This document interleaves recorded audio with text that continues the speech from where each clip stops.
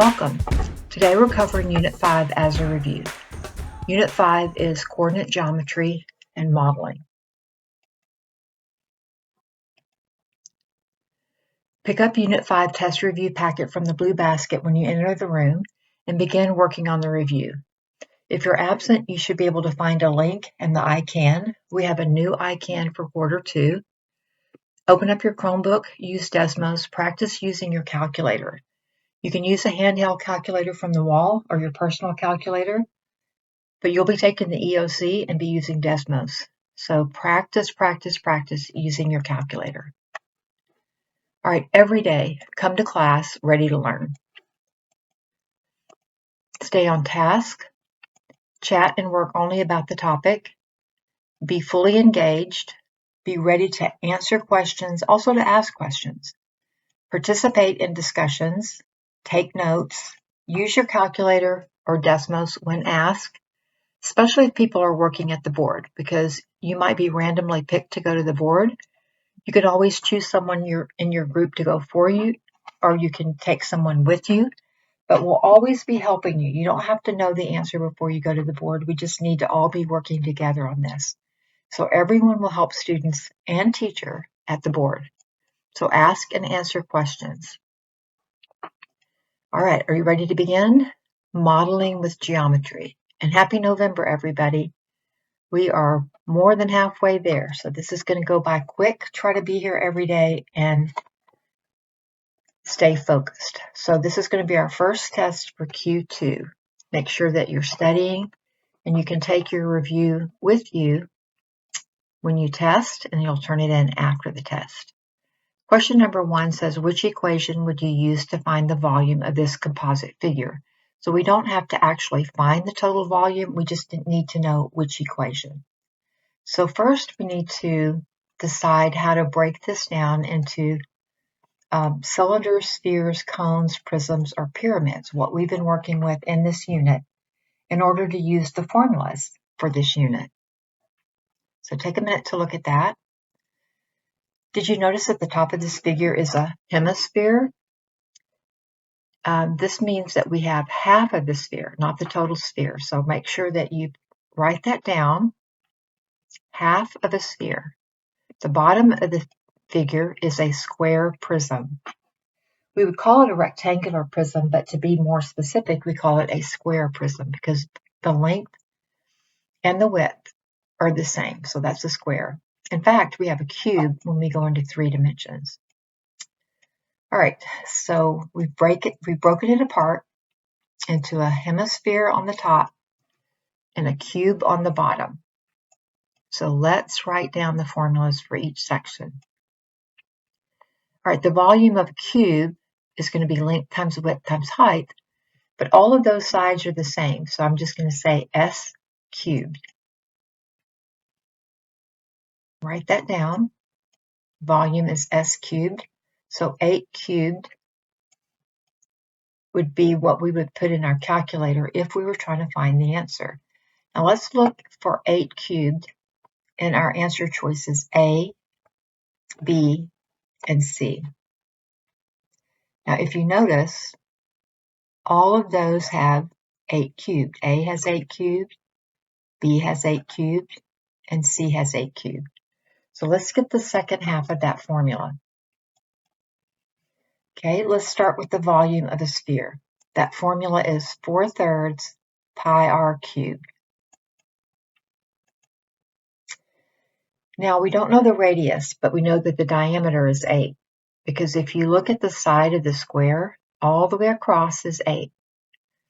So even if we go in the middle and slice this cube in the middle, we still get a diameter of 8, or a length of 8, which corresponds to the diameter of the sphere. But we don't want the diameter, we want the radius. Half of the radius is 4. Now that we have the radius, we're going to plug that in where r is in our formula. So volume is 4/3 pi times 4 cubed. All right, but don't forget to divide that answer by 2. All right, so let's look for 8 cubed plus the volume of the bottom, plus the volume of the top. So we're looking for 4/3 pi r cubed that we're going to add to 8 cubed. It's not going to be B. We're going to mark that one out because they use the diameter and not the radius. Now in A and in B, we have 4/3 pi times the radius, which is 4 cubed. We have it in both places. Okay, I put parentheses around the 4 here and around the 4/3 here. It's not going to change that formula. But the only difference is A, we're taking 1/2 of that volume of the sphere, and that's what we want. We've got to divide that by 2 before we add that to the volume of the cube on the bottom. Right, if you're asked to find that, and you're not in this one, if you're asked to find the total volume, you'd put in 8 cubed in your calculator. So you might want to practice that. And then the volume of the sphere, of course, we're going to have to take half of that. You can put this together in one big formula, 8 cubed plus 1/2 4/3 pi 4 to the 3rd power to get your total, or you can add these separately. Okay, and then your answer, if you round it, is approximately 646 4/100. All right, for question number 2, I've already broken it down for you. We have a cone on the top, and the base of that cone is a circle. So we're going to need to find the area of that circle and then multiply it times the height.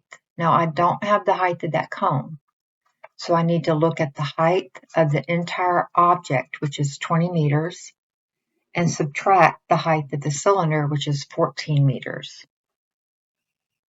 Okay, so 20 minus 14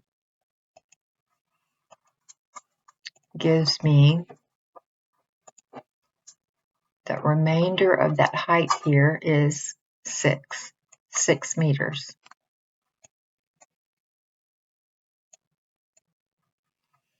All right, so now we know the height of our cone. It's going to be that 6. All right, the height of our cylinder on the bottom is 14 meters. Okay, now what is the diameter of the base of the cylinder and the base of the cone?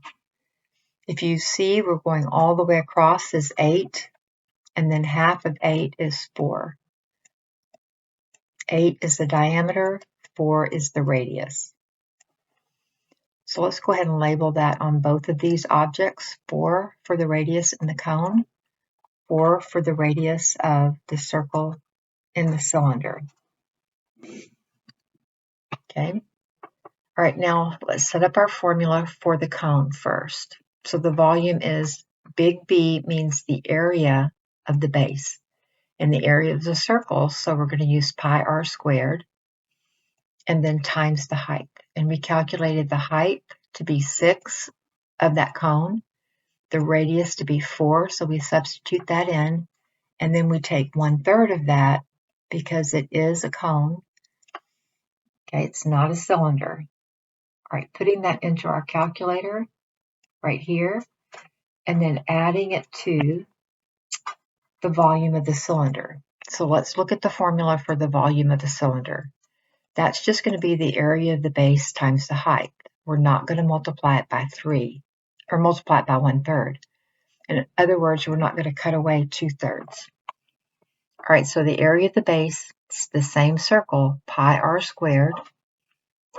That's 4 times the radius is 4 squared, but the height of the cylinder is 14. So it's pi r squared times 14. Putting that into your calculator, this is what you should get. All right, let's see if we can find that answer. Rounding to the nearest hundredth.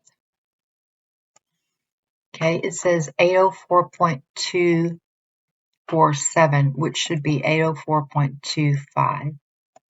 But we don't have 804.25. This is going to be our closest answer. None of these are going to be exact because we're putting that number, we're putting in pi into our calculator, which gives us a little bit of an error. All right, question number 3. We have to do the same thing, break this apart into a triangular prism on the top. So you're going to have to try to visualize this one. It's a little bit harder for me. Maybe it's easy for you. And then on the bottom, we have a rectangular prism. Now, on the rectangular prism, you can choose anything for the base. So I'll just cut off the roof of the house. See where that red line is? I'm going to save that for the last part.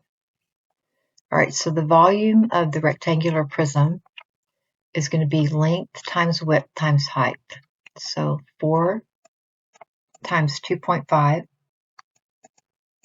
times 2.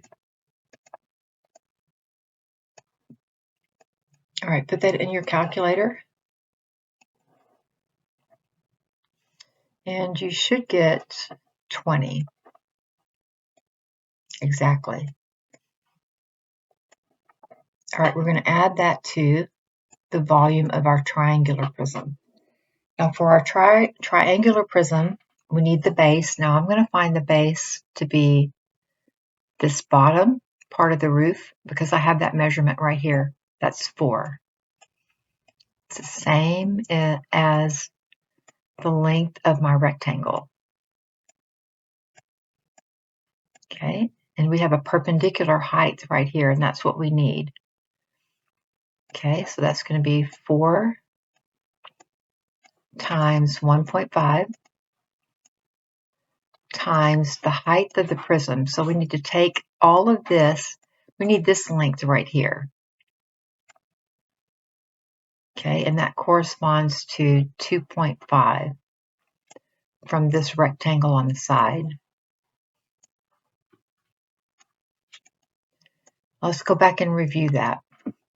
The area of the base I said was 4 times 1.5, but that would give me a parallelogram.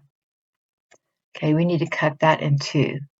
Okay, so we're going to cut that, we're going to divide by 2 before we multiply. That's the area of that triangle before we multiply by 2.5.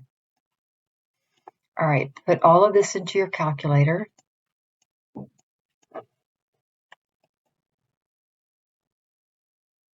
All right, so when I put that in my calculator, I'm going to get 7.5. Add that 7.5 to the 20 that we have here, and you're going to get 27.5, which is answer choice A. All right, now we're going to question number 4. We have a rectangular prism. In order to find the area, it's going to be length times width times height. Now I've been given polynomials as the length 3x plus 1, the width x plus 2, and the height x.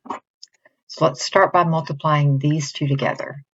I'm going to set up a rectangle or a box, or you can use the FOIL method as long as you're distributing both of those terms into that second polynomial.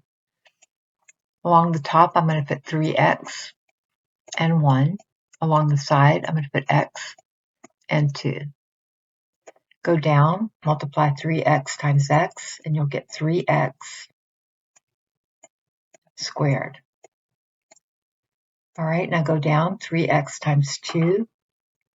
3 times 2 is 6. X, this time we only have 1x. All right, now start with the 1, go down. 1 times x is 1x, and across. And then again, go down in that second column, across, take that 1, go across with that 2. 1 times 2 is 2. And then across this diagonal, you'll have 6x plus 1x. Those combine to give you 7x. The first term is 3x squared plus, and the last term is 2. All right, let's see if we did this right and we can find the answer. 3x squared, it's not this one, that has 3x cubed. And that has 3x cubed. This doesn't have a 3x squared, but let's continue and check the rest of the terms. The next term is 7x, and then the last one is the constant 2. So the answer is A. Oops. Okay, that's a common mistake that I wanted to point out. We're not done yet. We've only multiplied length times width. So let's erase that and fix our oopsie. When you're doing this on the test, remember not to stop here, but take that answer, and I'm going to change the color of my pen.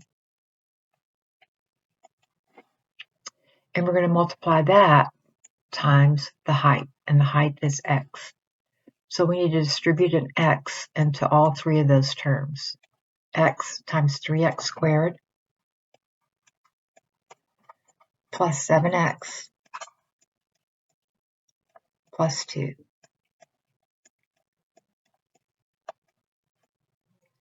All right, x times 3x squared is 3x cubed plus 7x. X times x is x squared, and then plus 2 times x is 2x. Now, this is what we should be looking for. Don't get tricked. So it happens to be D, not A. A, you only multiplied the length and the width. This is the length times width times height. All right, question number 5, we want to find the volume of the roll of duct tape. Hint, this is not two shapes added together. This time, we're taking away that middle part right here. So let's start by calculating the volume of the entire cylinder before we take out that centerpiece. All right, what we need for the volume is we need the area of the base. The base is a circle times the height. Now we're not dividing it by anything because we're not coming up to an apex or a point. It's just going to simply be base times height. So big B means the area of the base, so that's going to be pi r squared. Okay, the height, we know the height. We're going to replace that with 1. Okay, but we don't know the radius. We have the diameter is 4. Half of 4 is 2. So let me replace that r with 2. Okay, and you're going to put pi r squared, which is pi times 2 squared, times 1. Okay, go ahead and pause, put that in your calculator, and let's write down what we get. All right, now let's look at the part on the inside that I've marked with that pink. We're going to cut that out. Again, we have the diameter is 2, and half of 2 is 1. So the radius is 1. Okay, we're going to say the area of the base times the height for the volume of that part in the middle. So again, we can see that we have a circle. So the area of the circle is pi times the radius squared. Radius is 1. Okay, times the height, and the height is 1. Okay, put that in your calculator, and you're going to get approximately 3.14 times 1 times 1. Now, I'm going to put the answer up here. The answer that I got when I put it in the calculator, because I don't round off until I get an answer. But I think that what happens is that sometimes students round off before they get their answer and they add those two together. So I'm trying to round off at the end to be more accurate. So I got 9.424777. If you round off before you add to the nearest hundredth, you're going to get 9.5. So however you do this, the only possible answer it could be is approximately 9.5 cubic centimeters. It's not going to be 7.2, 15.3, or 21.6. All right, let's move on to question number 6. We want to find the volume of the shaded region only. round the answer to 2 decimal places. All right, so we're going to start with multiplying. We have a cylinder that these balls fit into. They don't fit perfectly. There's a lot of extra space at the top. There's extra space at the top, and there's some along the sides. So we're going to calculate the volume of that entire cylinder first.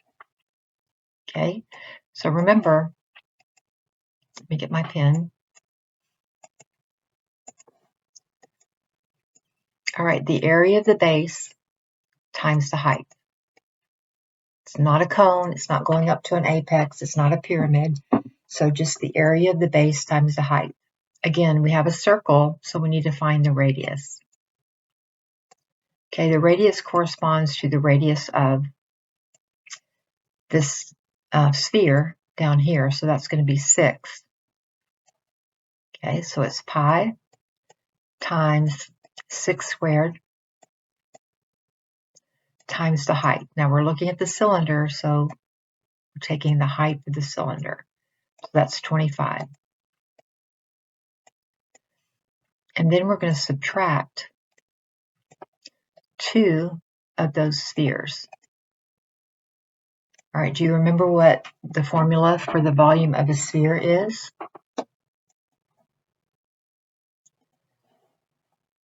The volume of a sphere is 4/3 pi r cubed.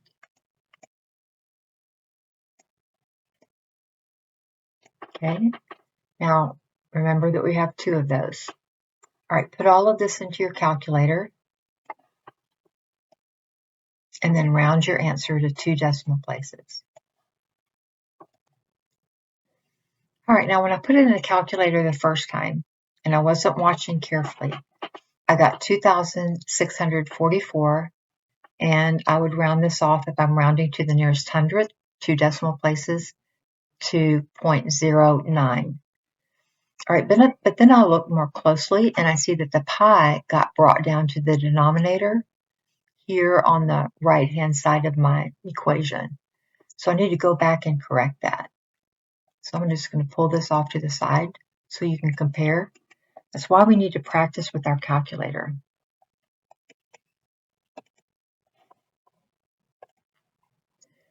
Now, let me click off this. All right, now try to look at those closely. And you can see on the right-hand side, I've entered it incorrectly.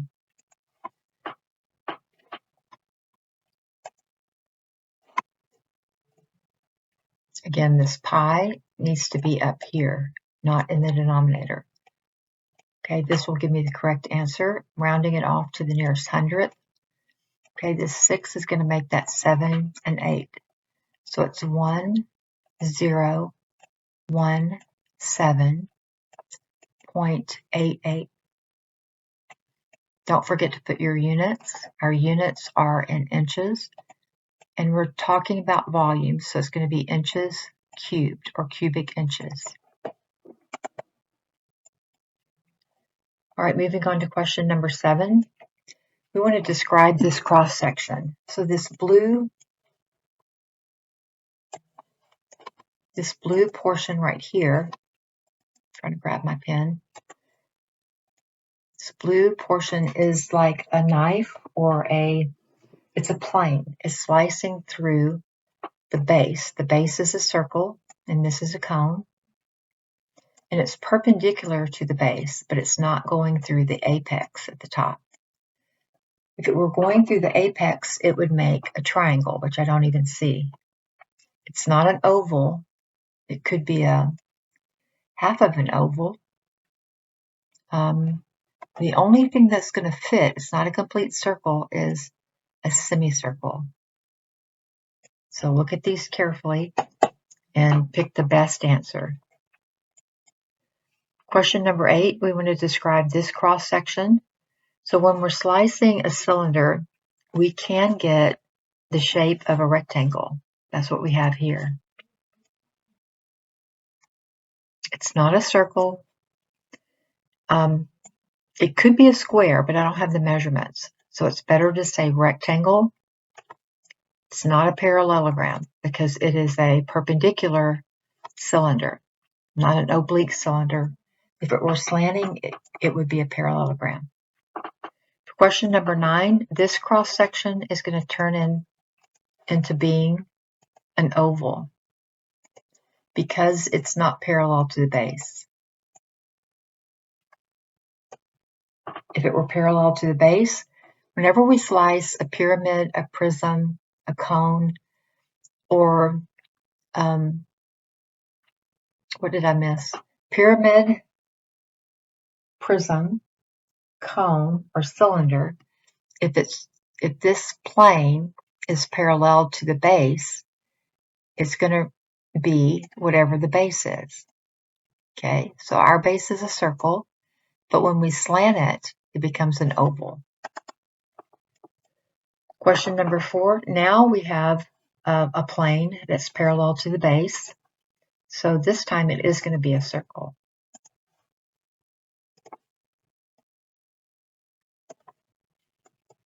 Question number 11. All right, now we're not parallel to the base. We've got it slanted. We can have all kinds of interesting objects with the prism. But this is going to turn out to be a rectangle.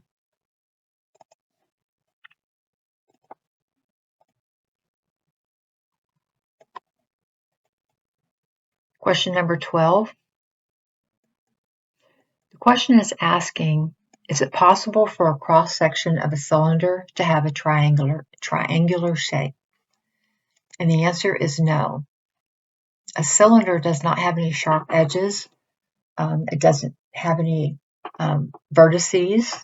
It's all going to be circular or oval shaped. It can be if it is perpendicular to the base and your cylinder is a perpendicular cylinder, you can slice and get a rectangle, but you can't ever find a slice that is a triangular shape. Question number 13, we have a two-dimensional shape below, and it's attached to that axis. When we rotate it around that axis, you want to draw in the reflection. And then, of course, it's going to be circular at the bottom and the top. So it's going to end up looking like B. It's going to be a cylinder. Question number 14, we already have the solid. We want to know what that original two-dimensional shape is going to be. So I'm looking below at my choices. Let me get my pen. All right, let me start by, this looks like it is symmetrical. Okay, so I would start with something like this. Now remember, I turn this into, when we twist it, it becomes circular. So it should start off something like this. Then when we circle it around, we're going to have that circular bottom and top when we reflect it. So it's going to match with C. All right, 15. All right, we have a triangle and we're rotating it around. And we've been practicing this in class. So I want you to continue to practice. Okay, when we rotate it around, let's first reflect it. And I'm going to do this very quickly, so it's going to be a little bit messy. Okay, but it'll rotate around in a circular fashion. Back behind that, you can see it's going to make a circle. So it's going to end up being a cone. For question number 16, we need to remember the properties of a parallelogram. In a parallelogram, this is what is important for you to remember. 120 and 3x, they have the same angle measure. Opposite angles are congruent. Now, all four of those angles add up to 360. Okay, and then 4y is going to equal to whatever's here. All right, it only asks us to find what x and y are. So let's see how we can put all that together. All right, all four of those angles add up to, two of the consecutive angles add up to 180. So 120 plus 4y 120 plus 4y equals 180. So let's start with that and see if we can get an answer. Subtract 120 from both sides. 180 minus 120 is 0. 6 is 60. So that's equal to 4y. Divide both sides by 4 to solve for y. What is 60 divided by 4? 4 over 4 is 1. Y is equal to 15.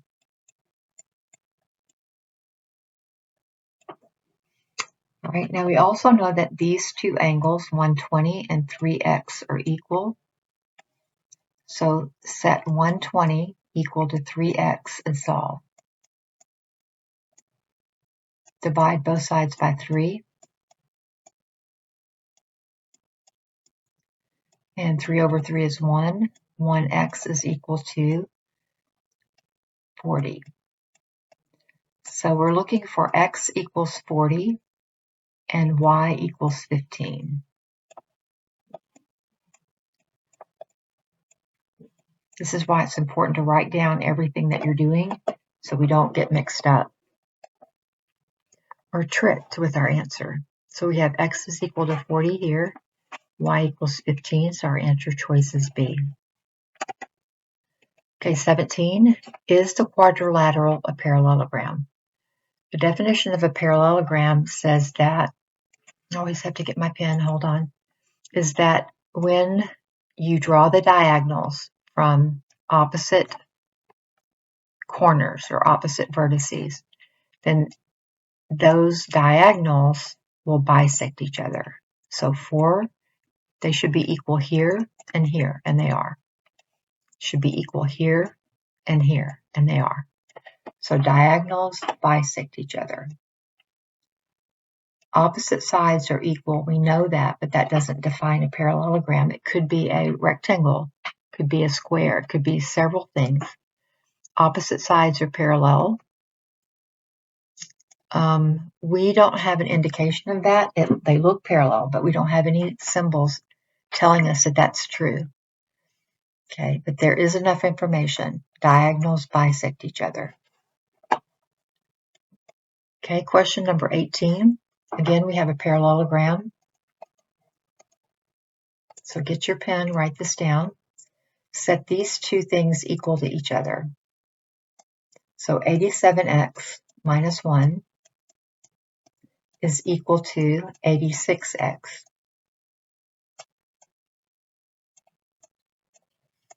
All right, I'm going to subtract 86x from both sides because I simply want to get my x's on the left. I'm going to get all those together, gather all of those on the left. Okay, bring down the equal sign, keep those two sides separate. 87 minus 86 is 1x. We still have minus 1 equals, and this time on the right I have 0. All right, now we want to add 1 to both sides. Okay, so we have 0 here, 1 minus 1, just bring down that x. 1 minus 1 is 0, bring down your equal. X is equal to 1. Now on your test, you got to turn in each of the question, you got to turn in the work that I'm showing. There's always something to write, so don't turn in anything blank. This gives you the extra 2 to 5 points that you need to make 100 on your test. All right, the answer is B. All right, question number 19.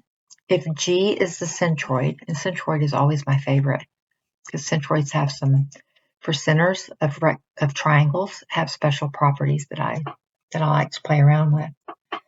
All right, the properties for the centroid, we take those by starting at the midpoint of each section and then connecting that to the vertex. Okay, so these midpoints are going to be equal.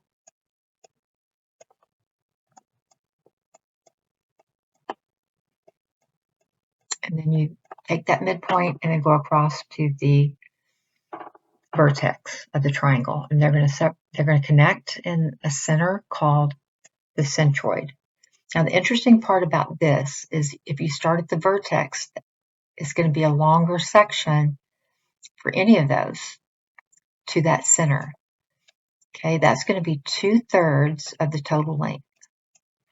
So we have 2/3 of the length here, and that shorter section is another 1/3.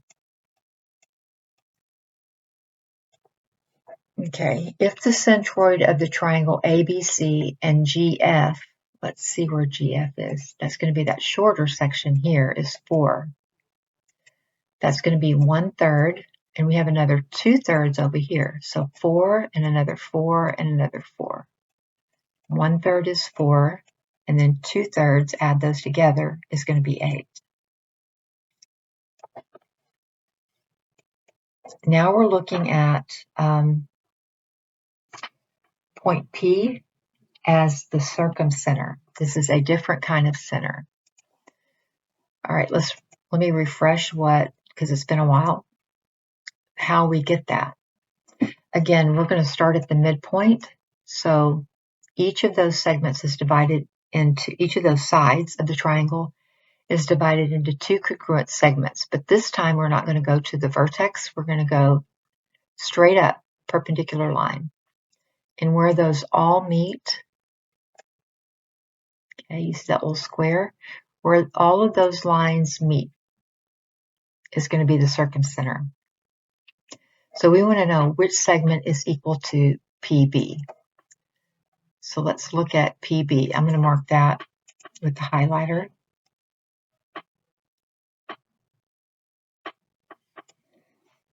All right, so we need to kind of think of our geometry from middle school. So let's just refresh. We've got 2 90-degree angles here.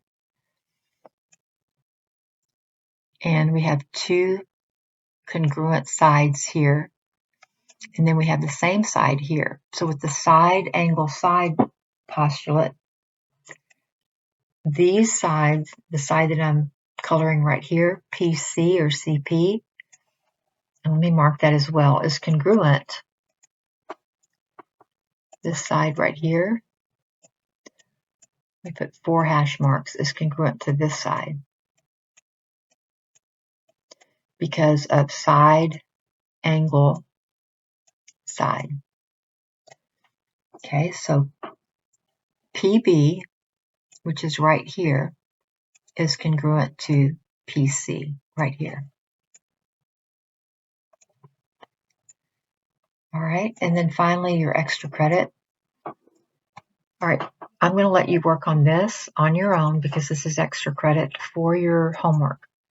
Okay, but we did one similar to this. You'll get one that's completely different, but it will be a composite figure that you have to break into 2 solid pieces.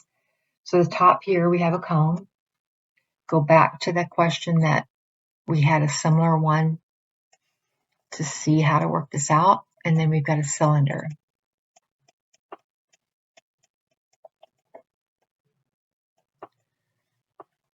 Okay, find the volume of the cone, add it to the volume of the cylinder, and then come up with the closest possible answer. All right, good luck, guys. I know you're going to do super on this test. As long as you come in prepared, I think we're going to have lots of hundreds, and we will have an extra credit problem on the test as well. All right, enjoy your weekend. Come back ready on Monday to work, and then we're going to take our benchmark or our check-in test, which you don't have to worry about studying for, and you don't have to stress about it either. You just have to get it done.